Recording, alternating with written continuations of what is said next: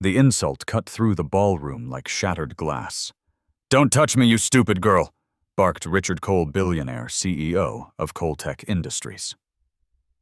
His words landed harder than any slap, freezing the Four Seasons elegant dining hall into silence.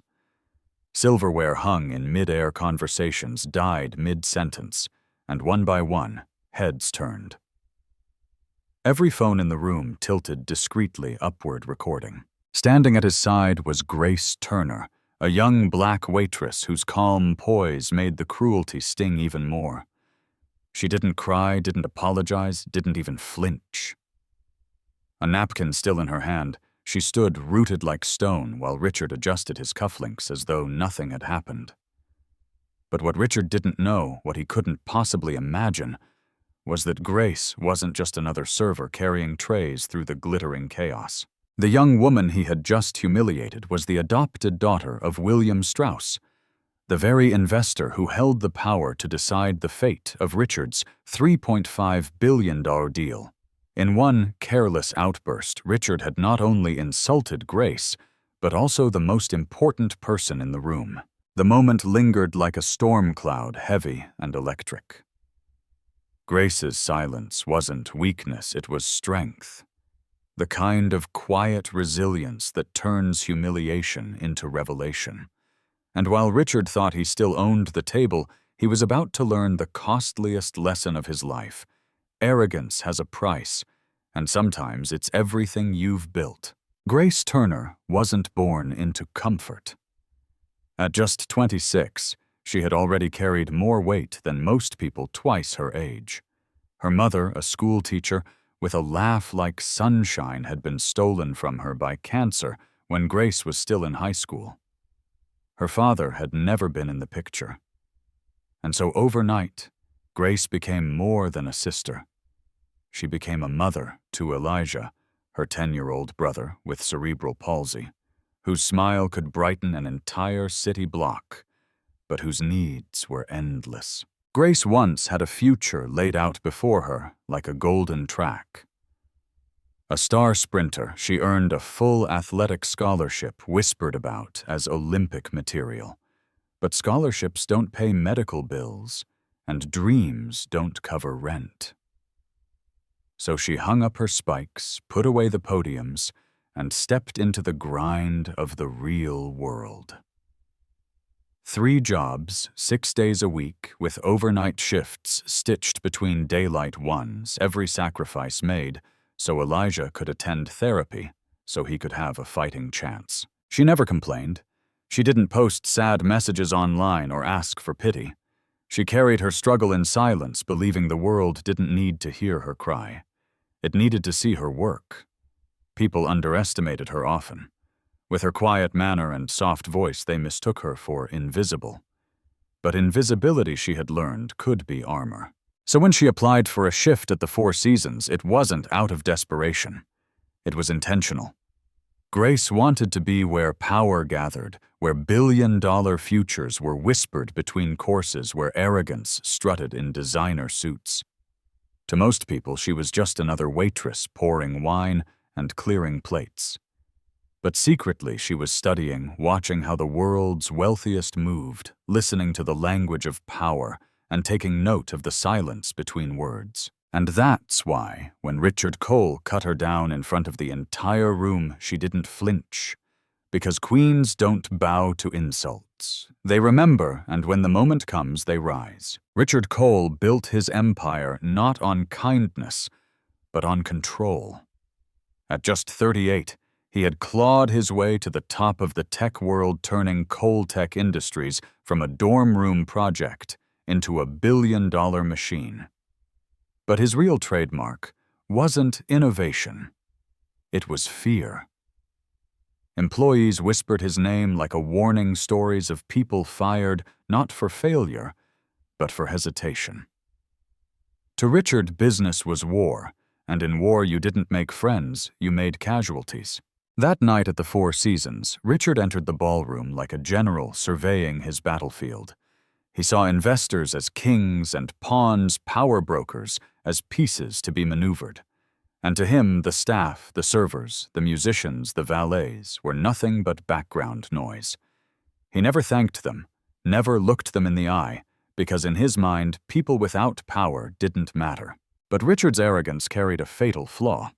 For all his ability to read contracts like poker hands, he had never learned to read character. And seated across from him was the one man who valued character above everything, William Strauss. William wasn't loud, didn't need to be. At 72, he had the kind of presence that silenced a room with nothing more than a glance. His investment firm had funded some of the most ethical and successful ventures in the past 2 decades. What made him dangerous wasn't his money, it was his silence. He spoke rarely, but when he did, the world moved. And tonight, the world was watching.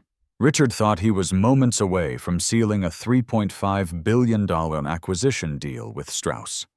Holdings, the kind of contract that would cement his empire for generations.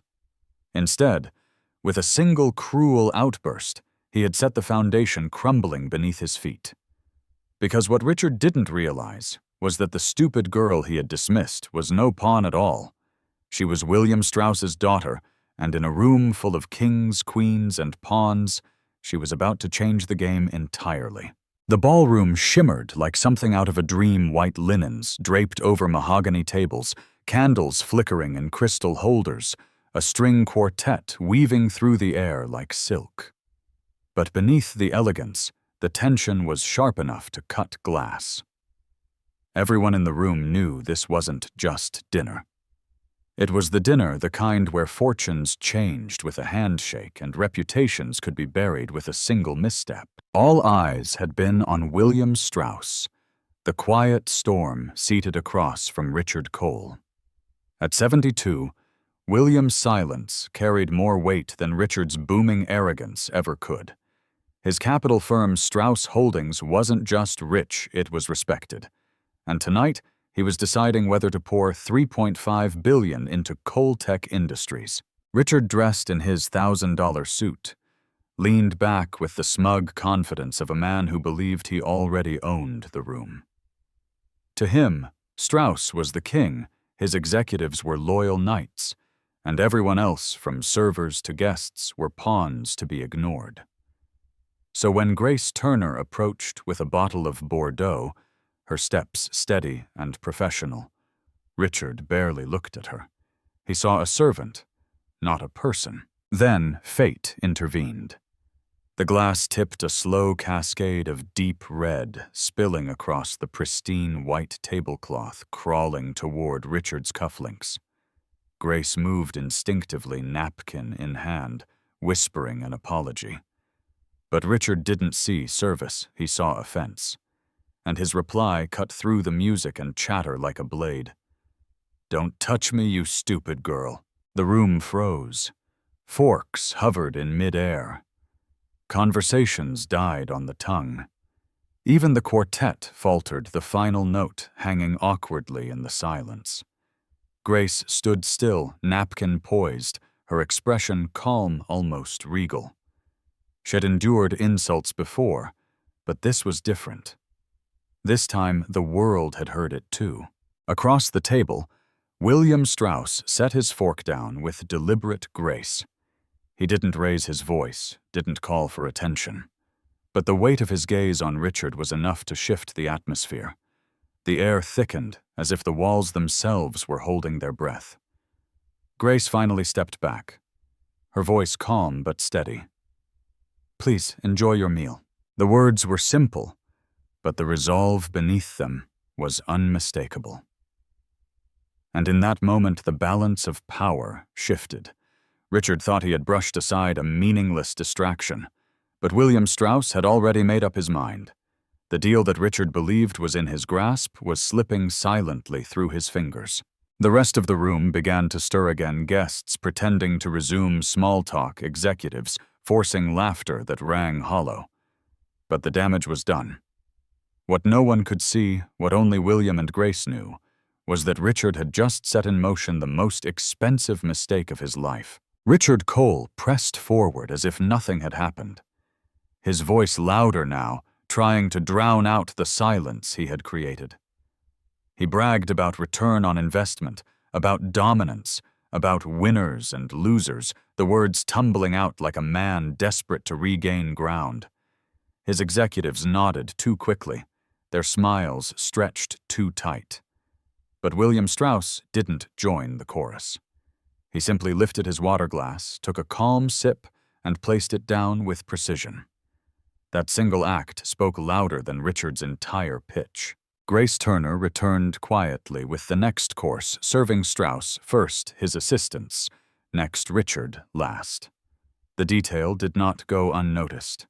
Richard muttered under his breath something sharp, something ugly, but Grace didn't flinch. She moved with the same poise she always had, offering a soft smile to an elderly couple nearby, even bending to pick up a child's fallen crayon and returning it gently. Her dignity radiated in small, unshakable ways, and William Strauss noticed every one of them. Then came the breaking point. As Grace leaned forward to refill Richard's glass, his hand shot out, gripping her wrist. Not hard enough to bruise, but hard enough to humiliate. His voice slithered beneath the hum of forced conversation. When real business is happening, you wait. You stand still like the help is supposed to. The room didn't gasp this time. It didn't need to. Everyone saw it. Everyone understood. This wasn't a mistake. It was Richard revealing exactly who he was. Grace's eyes met his, steady and unbroken. "Yes, sir," she replied softly, her tone neutral but laced with steel. And then, with a quiet strength that shook him more than resistance ever could, she slipped her hand free and continued down the table. That was when William Strauss rose. Slowly, deliberately, like a storm gathering. The entire ballroom followed his lead, conversations died, forks stilled, and the air thickened once more. Strauss looked at Grace, gave a small nod of acknowledgement, then turned back to Richard. "Mr. Cole," he said gently, his voice carrying the weight of a gavel, "before we move forward, there's someone important you need to meet properly." Confused, Richard forced a smile. "Of course, one of your VPs." Strauss raised a hand, and from the far wall, Grace stepped forward. No tray, no apron, no disguise of service, just the quiet authority of someone finally seen. She stopped beside Strauss, not behind him. "This," Strauss said, resting a hand on her shoulder, "is Grace Turner, my daughter." The air cracked like glass under pressure. Phones tilted higher. Guests whispered. Richard's smile faltered, draining from his face as the truth hit him like a blade. The stupid girl he had dismissed was royalty at the very table he believed he owned. And in that instant, his billion-dollar deal didn't just tremble, it died. The silence that followed William Strauss's revelation was thunderous.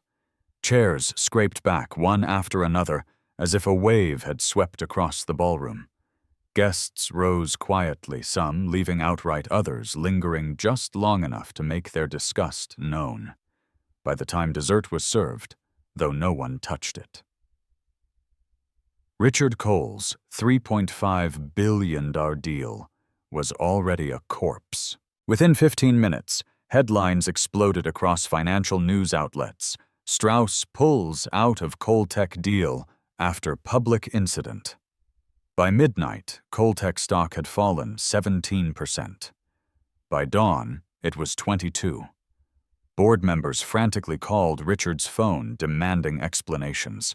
Legal advisors sent panicked emails. PR representatives drafted hollow statements. But there was no spin strong enough to bury what the world had seen with its own eyes. The video of Richard insulting Grace spread like wildfire, clipped, shared, replayed with captions that needed no context. Sponsors began pulling contracts. Strategic partners issued statements of concern. By morning, key executives resigned in waves. The company Richard had built on fear was unraveling, not because of poor strategy or flawed technology, but because arrogance had finally dragged rot into the light. At 11:47 p.m., the board suspended him. By 12:14 a.m., his access to company servers was revoked. And by sunrise, Richard Cole was no longer a titan of industry. He was a headline under one word: fallout. Meanwhile, Grace Turner's life was transforming. No longer the silent observer in a server's uniform, she walked into Strauss Holdings headquarters in a navy blue blazer and flats that meant business, not burden. On the glass door to her new office, a simple plate read Grace Turner, Director of Corporate Humanity. The title wasn't a publicity stunt, not a symbolic gesture to soothe investors.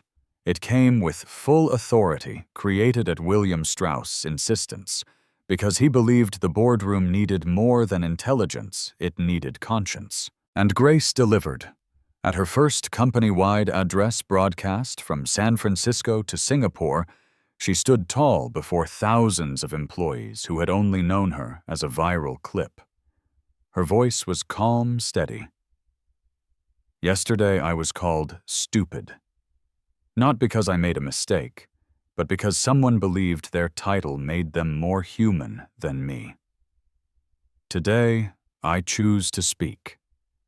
Leadership isn't about who talks the loudest. It's about who listens the most. The applause that followed wasn't polite. It was raw, real, and lasting. In that moment, Grace wasn't just a daughter, or a survivor, or even an executive. She was a mirror reminding an entire company that dignity isn't optional, it's the baseline. And Richard Cole, he finally understood the cost of arrogance, not in dollars but in legacy. By the time the dust settled, Richard Cole was no longer the man who strutted into the Four Seasons ballroom with unshakable arrogance. He was a cautionary tale splashed across every news feed, his empire crumbling not from bad numbers, but from the simplest test of humanity, a test he had failed in front of the world. Grace Turner, meanwhile, carried herself differently now. She wasn't chasing recognition, nor was she basking in vindication. She knew too well the cost of ego and the toll of pride. Instead, she focused on the mission her father had entrusted to her, reshaping a culture where dignity was no longer negotiable. At her desk in Strauss Holdings, stacks of proposals and policy drafts grew, each one centered not on profit margins, but on people. When she spoke at conferences, her words carried the same calm resolve she had shown that night in the ballroom. It's easy to treat someone with respect when they can offer you something in return, she said to a packed audience of executives. The real test is how you treat those you believe can do nothing for you, because sooner or later the world finds out who you really are. The room had gone silent, not out of obligation, but because her truth struck deep.